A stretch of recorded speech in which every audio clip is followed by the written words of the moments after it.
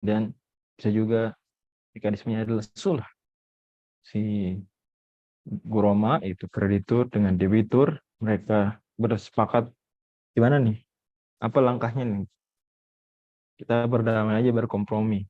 Ya udah, misal si kreditur bilang ya sudah, kamu gak usah bayar utang kamu, saya anggap lunas. Misal itu sulh. Kalau sepakat ya sudah. Atau eh, tadi utangnya diubah jadi sesuatu yang lain, bayarnya pakai yang lain. Mungkin saya nggak ada uang rupiah. Gimana kalau bayarnya pakai kambing? Saya banyak kambing.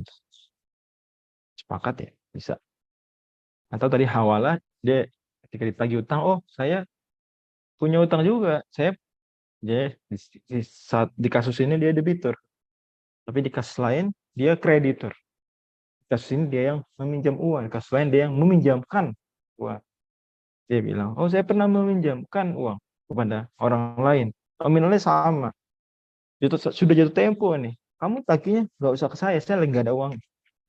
Tapi tagihnya ke dia, karena nanti ujung-ujungnya dia akan bayar ke saya juga. Daripada dua langkah dia bayar ke saya bayar ke Anda, mendingan langsung aja Anda tagih ke dia, dia bayar ke Anda. Jadi kalau ketiga siku-siku, daripada eh, C ke B, B ke A, sebentar. Daripada C ke B, B ke A, mendingan langsung aja C ke A. Kemudian itu hawalah atau doman. Ini si B ketika ditagih utang oleh A, mana? Bayar. Ini nggak usah bayar, tapi kita sudah dulu punya ada penjaminan. Yang jamin pembayaran utang saya adalah pihak lain, D. Oke, itu sekadar review konsep-konsep umum dari yang pernah kita pelajari di fikih madzhab Syafi'i level sebelumnya, Fathul Mu'in, juga level Poe Takrib. Mudah-mudahan jadi ingat lagi. Sekarang kita masuk di sul, lebih fokus ke pembahasan sul.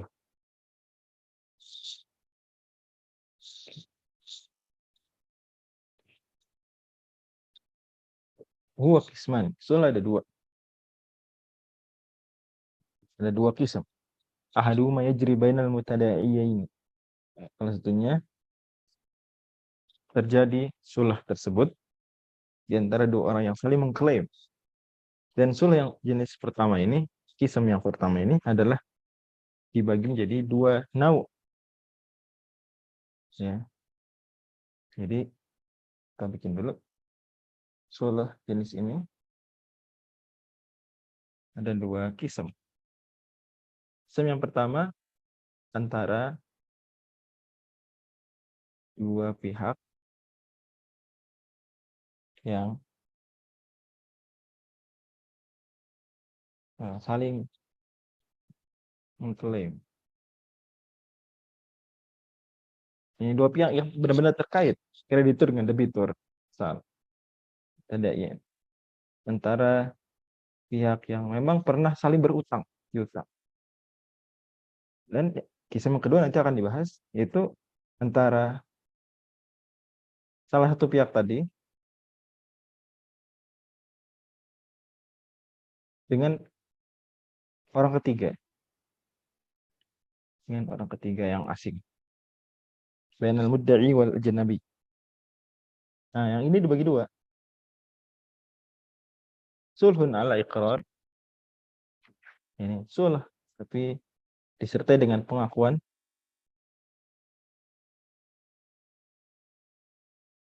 Iqrar artinya pengakuan.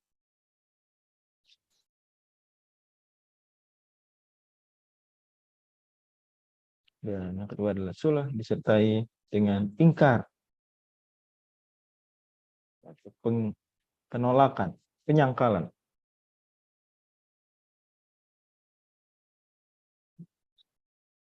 Oke. Ahaduhuma yajri bainal mutada'iyain.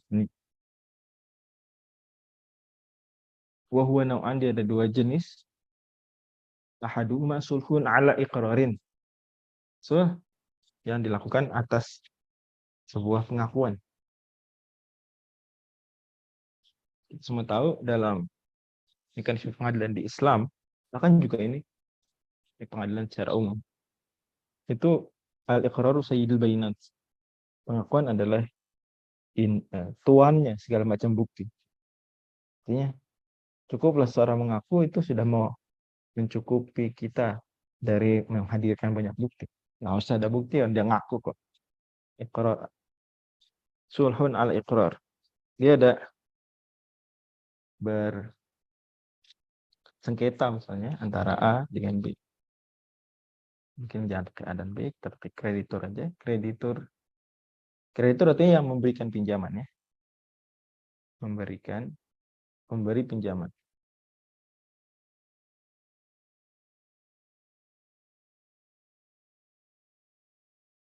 Debit. Sebenarnya ini nggak harus pinjaman court ya, cuma mungkin contoh sederhana itu bisa juga antara penjual dan pembeli ada bayaran yang belum ditunaikan, itu juga masuk. Kita udah pernah bahas bahwasanya dain itu lebih umum daripada court.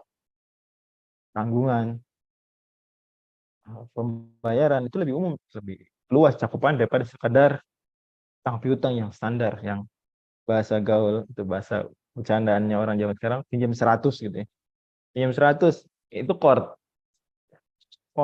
itu utang piutang standar banget. Tapi sebenarnya bisa lebih daripada itu. Misal pernah transaksi dicicil. Nah, uangnya belum tertunaikan dari cicilan, itu kan dianggap utang sebenarnya. Ya nggak sih? Ya nggak? Dianggap utang nggak? Cicilan ini sisa 2 bulan lagi. Itu cicilan 2 bulan tuh utang bukan? Utang. Nah, utang dia.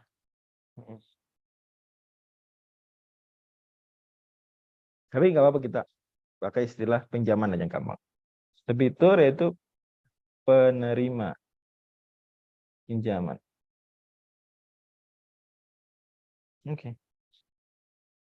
Mereka bersengketa. Kamu bayar utang. Saya kreditur menagih ke si debitur. Bayar utang kamu. Utang kamu 10 juta. 10 juta. Kata debitur, iya, saya akui, saya punya utang 10 juta. Nah, berarti pengakuan si debitur namanya apa tuh? Iqrar. Dia ngakui. Ya, saya benar punya utang. Dia nggak mengingkari. Oh, enggak, saya nggak pernah pinjam duit 10 juta. Nggak gitu. Kalau itu ingkar, penyangkalan. Kalau ini enggak. Iqrar, pengakuan. Gimana nih selanjutnya? Fa in jaro ala ainin ghairil mudda'ati fa huwa bai'un bi lafdhi sulhi tathbutu fihi ahkamuhu. Setelah debitur mengakui, ikrar mengakui, iya saya punya uang utang 10 juta.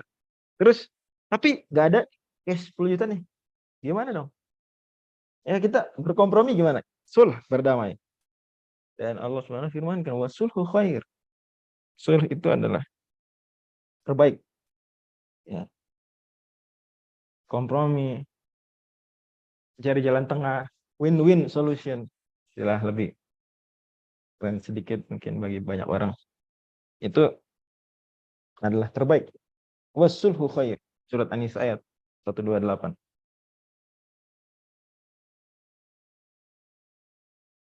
Juga hadis riwayat Tirmidzi, as-sulhu jaizun bainal muslimin illa sulhan harrama halalan atau hal haraman, hadis riwayat Tirmidzi. Lewat Ibnu Hibban. Lebih terkenal lewat Ibnu Hibban kalau Imam Tirmidzi menurutkan dengan lafal syarat. Kalau ini dengan lafal sulh.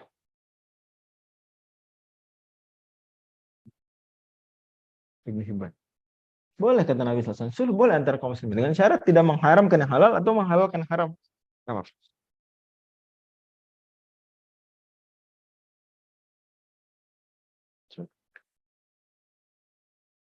Akhirnya karena dia punya utang 10 juta, dia udah akui, ya saya punya utang 10 juta. Tapi nggak ada kan uang cash 10 juta nih. Gimana? Kata debitur, saya punya kambing. Kira-kira kalau 10 juta kambingnya berapa? Yang senilai 10 juta. Anggaplah 4 ya. Oke nggak? 10 juta dianggap senilai nggak oleh saudara-saudara sekalian, oleh para hadirin? Dengan kambing 4 ekor. Gimana? Senilai apa enggak? Kambing 4 ekor 10 juta. Bisa, Ustaz. Ya, gimana menurut kawan-kawan sekalian?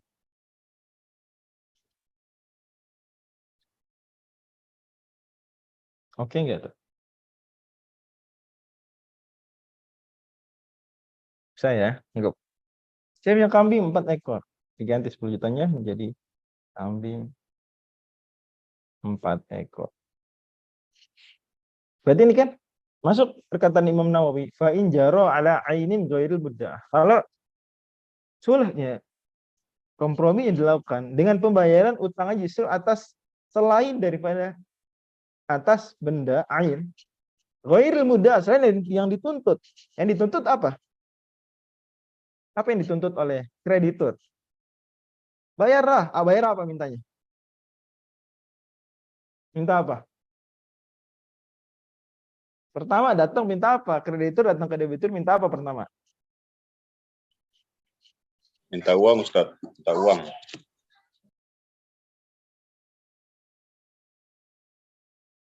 Coba ada diem. Minta apa pertama? Datang ke debitur. Bayar, bro. Bayar apa mintanya pertama? Minta uang, Ustaz. Nah, diem gimana nih? Uang 10 juta. Oh, suara kami kedengeran. Kok gitu? Gimana bisa? Oh, gitu. Sebentar. Kok bagaimana tuh bisa begitu?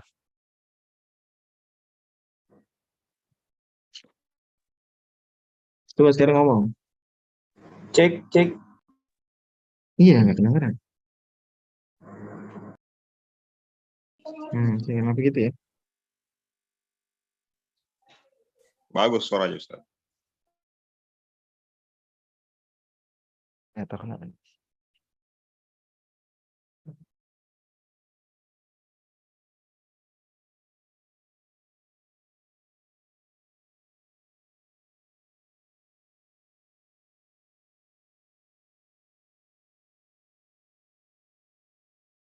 Coba sekarang gimana? Ngomong coba. Tes, tes. Tes, tes, tes. Kalian ngomong coba sekarang. Salah satu. Kang Zidan ngomong nih. Assalamualaikum, Ustaz. Nggak bisa ya. Tetap saya nggak dengar apa-apa. Oke deh. Apa nih kalian share song?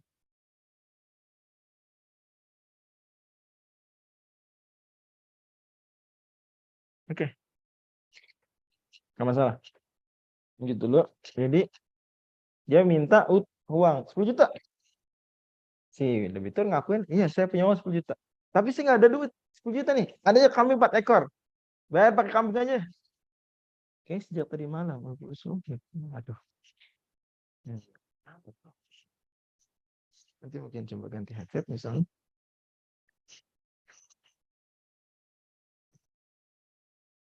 Jadi minta kambing 10 bayar pakai kambing ya 4 ekor. Diberikan ainin ghairil mudah. Benda selain yang diklaim, selain yang dituntut. Fahuwa bai'un, maka ini sebenarnya dianggap seperti apa?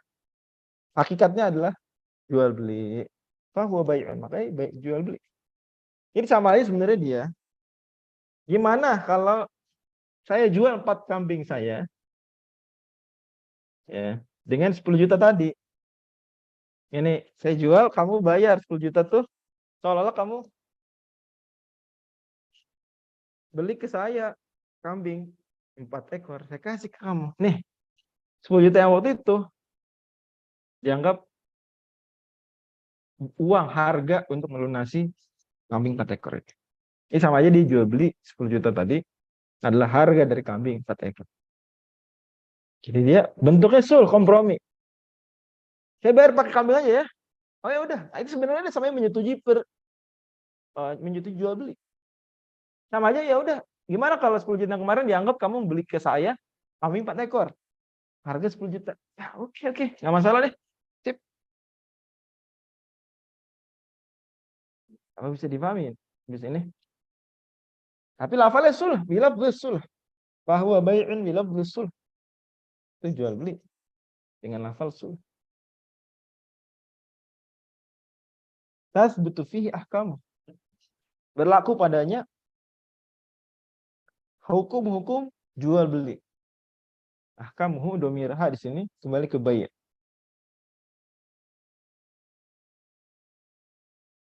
Jadi berlaku hukum jual beli berarti apa yang nggak boleh dijual belikan berlaku di sini. Cara-cara jual beli berlaku di sini. Gitu. Kasyufati. Konsep jual beli tapi dengan lafal sulh itu mirip seperti syuf'ah, yaitu apa? Dia sebenarnya melakukan jual beli tapi dengan lafal syuf'ah.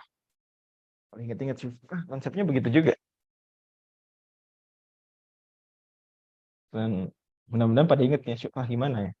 Jadi nggak usah saya terangkan lagi. Warad ini dari pembahasan sebelum dari matan yang pernah kita bahas. Warad di bil aib begitu sama seperti mengembalikan barang refund karena ada aib. Itu sebenarnya berlaku di situ apa? Hukum jual.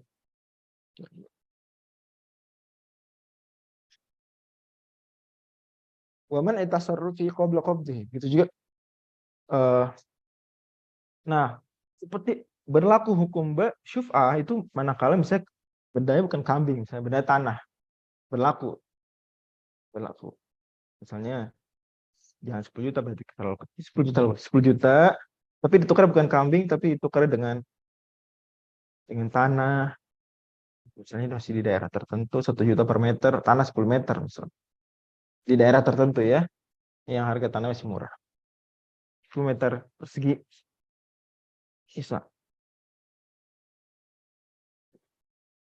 Nah 10 meter ini ternyata dia milik dua orang yang sama. Dua orang yang milik dua orang. Milik bersama dua orang maksudnya. Tanah 10 meter ini milik bersama dua orang.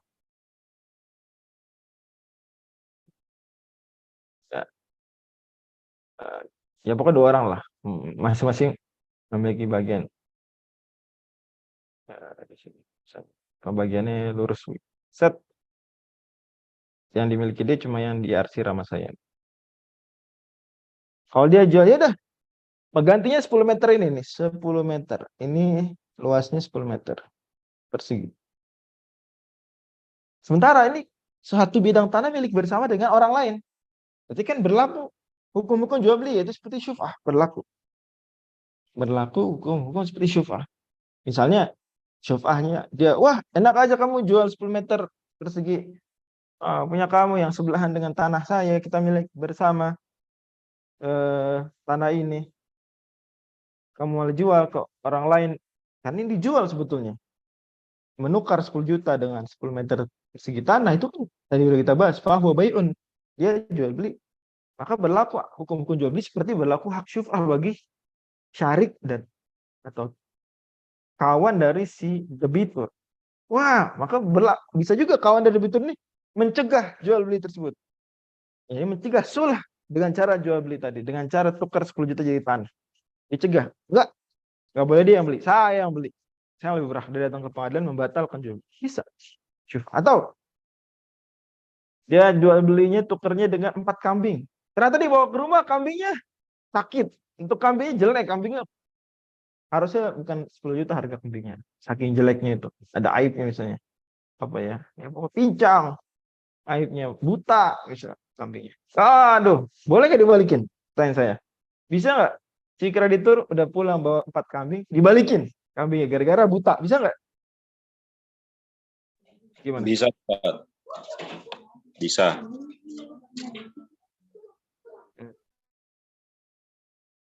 Bisa. Ini jual beli. Bisa. Kan jual beli ini. Itu jadi kasyufan itu contoh untuk ahkamul bai'. Ini sebagaimana jual beli normal bisa terjadi syubhah di situ, ada yang menggunakan hak syubhah, maka begitu juga ini. Karena sul ala iqrar dengan cara ini dia sebetulnya bai'.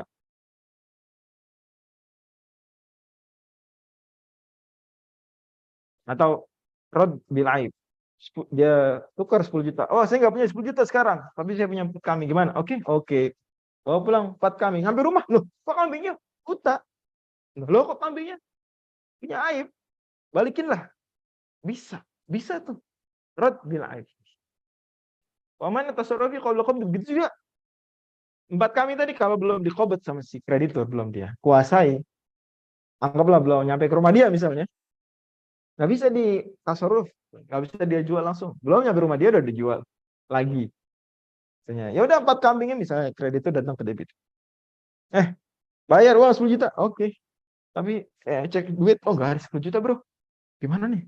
Bayar harus 10 juta. Gua jangan gitu, Bro. Ada duit 10 juta nih. Gimana kalau saya bayar pakai kambing 4 ekor ya? Ya udah oke lah. Mana kambingnya? Tuh lihat. Tuh lihat. Iya. Mau bawa pulang sendiri apa gimana? Wah, repot, Bro. Naik motor nih saya nih. Masa bawa 4 kambing? Udah, kirim aja. Kirim deh. Kirim. Nah, lagi sebelum nyampe rumah si kreditur masih proses ya mesen apa GoTruck ya. GoTruck kali. Gojek yang versi truk gitu ya, versi mobil pick up. Nah, itu si kreditur boleh nggak menjual 4 kambing tadi? Langsung dia jual ke tukang sate misalnya, langsung dia jual untuk ke orang mau kurban. Boleh nggak langsung dijual sebelum nyampe ke rumahnya si kreditur? Belum dipegang, belum dikuasain. Boleh nggak? Nggak boleh, Ustaz. Boleh. Nggak boleh. Belum qobat. Wala tabi ma laisa indak. Hadis riwayat Abu Dawud. Boleh. Wasyarat taqabudi ini tafaqo fi illati riba. Begitu juga kalau barangnya barang ribawi.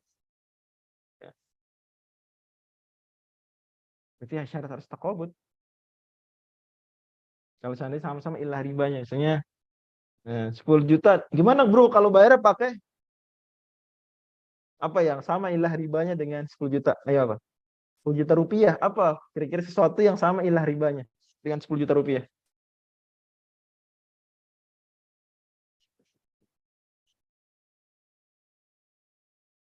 Jawab dong. Misalnya 2.500 real. 2.500 real. 2.500 ringgit. Gitu ya.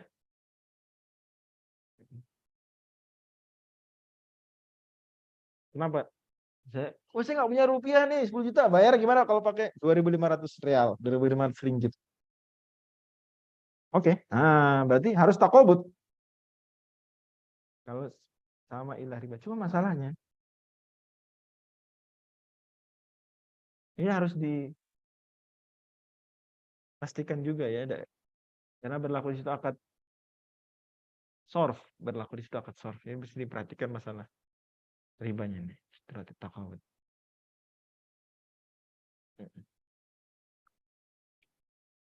Allah misal. Ya. Jadi ini bagus ketika ilah ribanya sama, 10 juta rupiah dengan 2.500 real, 2.500 ringgit. Nah, itu harus diperhatikan at-taqabud. Harus diserahkan langsung.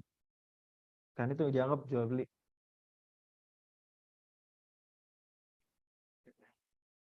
Itu makanan sih. Kurma dengan sama ilah ribanya yaitu makanan kurma dengan gandum.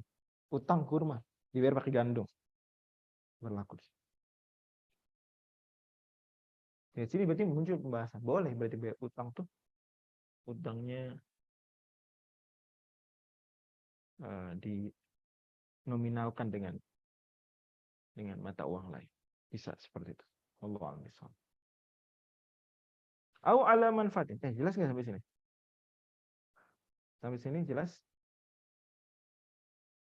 Ini sederhananya sulh jenis yang pertama adalah sulh setelah pengakuan. Dia ngaku, oke, iya punya utang.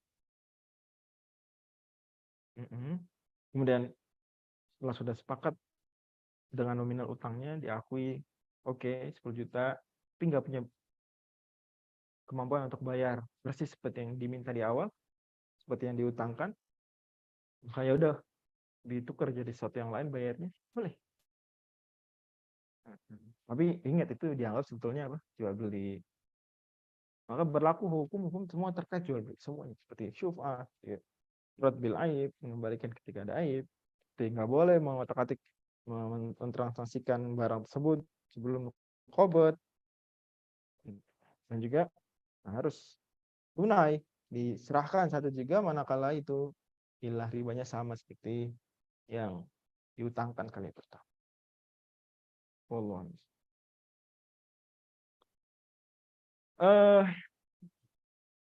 Gini, kalau dia rupiah dengan real, berarti sama ilah tapi beda jenis. Sama ilah tapi beda jenis. Ya enggak? Kalau sama ilah beda jenis, apa yang disyaratkan? Harus nggak 10 juta rupiah ditukar dengan 10 juta real? Harus nggak? Ya, enggak. Kalau 10 juta rupiah dengan 10 juta rupiah harus tuh. Harus takobut dan harus tamasul. Harus cash dan harus apa namanya? Harus sama 10 juta nominalnya. Sama kuantitas dan waktunya. Beda mata uang itu sudah seperti emas dan perak. Nah, kalau kita beli emas dan perak, maka syaratnya hanya takobut, tidak harus tamasul. Harus saat itu juga terserahkan. Dalam hal ini kita sebenarnya membayar utang. Sebenarnya kita saat itu sudah melakukan jual beli. Saya gambarkan mungkin khusus ini karena ini bisa jadi lebih sering terjadi, apalagi bagi teman-teman yang mungkin nambah saking kuliah di Indonesia itu kayak gini kadang, nggak kadang sih mas, sering terjadi. Wah bro, kok nggak punya real nih, biar pakai rupiah gimana? Itu sebaliknya. Saya berikan ini dulu lebih jelas. Jadi anggaplah kreditur. Ya. Dia datang kepada si debitur. Punya utang berapa tadi? Bro, 10 juta. 10 juta rupiah. 10 juta IDR. 10 juta.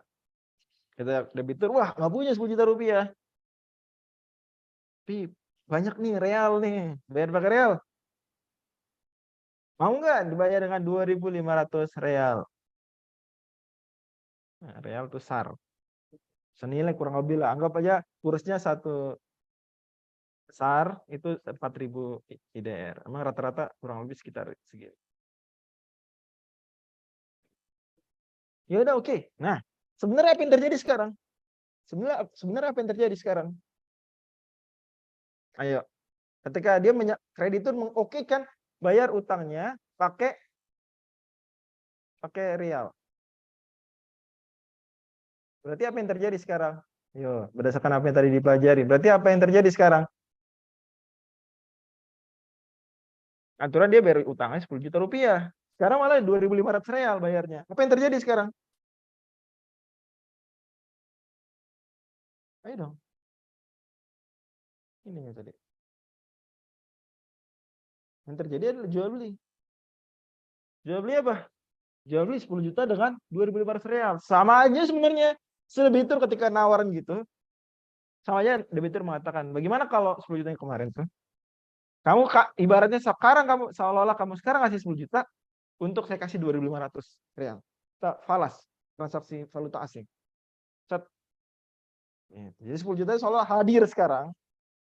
Jangan diperkarakan. Wah, Ustaz, syaratnya takobut. 10 jutanya kan diserahkan dulu. Enggak.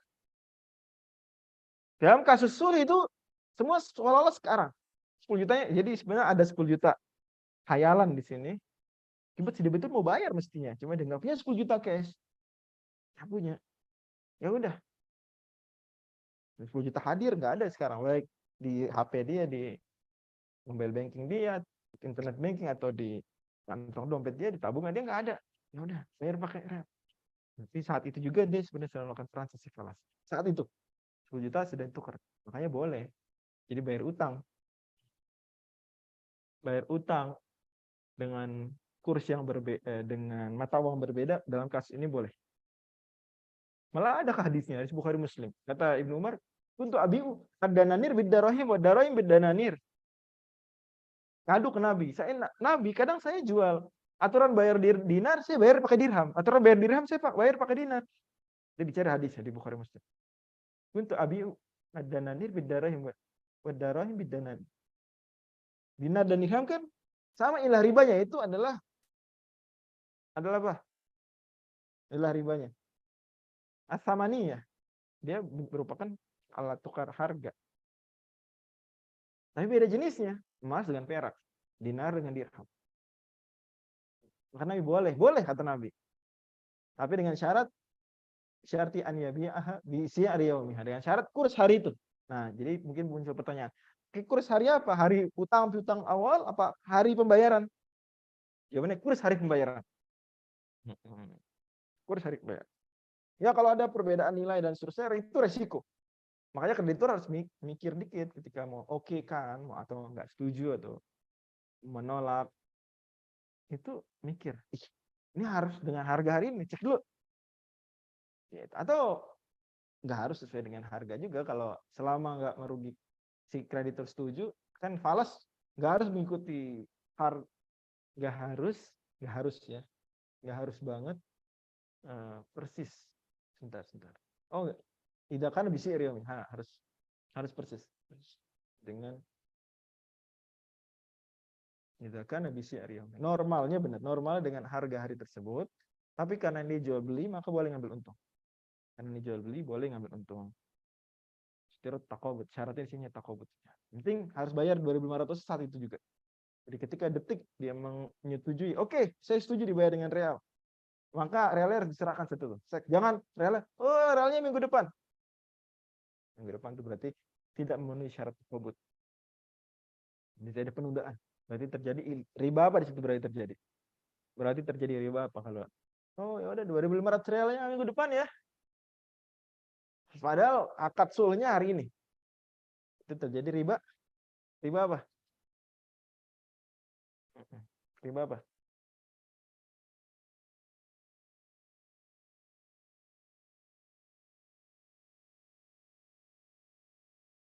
Nah, itu pada diem.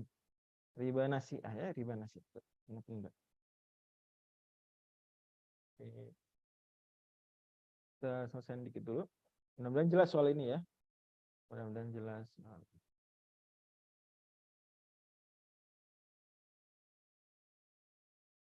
Oke. Insya Allah kita membahas selanjutnya di depan. Iya, delay. Delaynya bagaimana? Karena sesuatu yang tidak bisa dihindarin, para ulama modern memberikan keringanan 2 hari. Keringanan 2 hari masih. Atau itu sebenarnya bukan mazhab Syafi'i, itu dianggap mazhab Maliki. Seperti ngambil keringanan. Mazhab Maliki dia agak longgar soalan takobut. Dianggap ya, 2 hari masih oke. Gitu. Maka kalau memang kondisi seperti itu ikut aja pada mazhab Maliki tadi. Seperti yang dilakukan oleh IOFI, lembaga yang menentukan standar syariah level dunia di Bahrain, di Al-Manama, itu menentukan boleh 2 hari delay.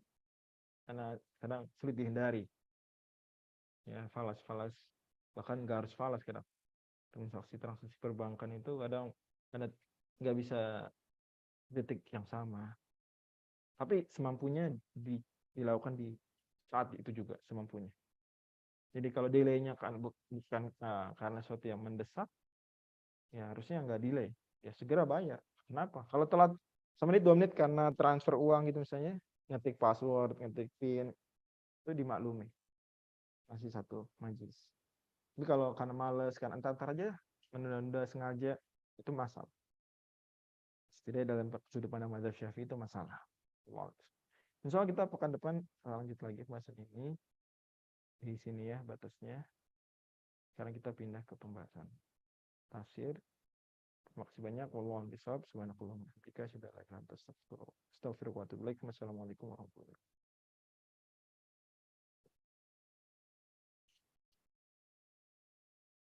Oke. Ya, langsung aja.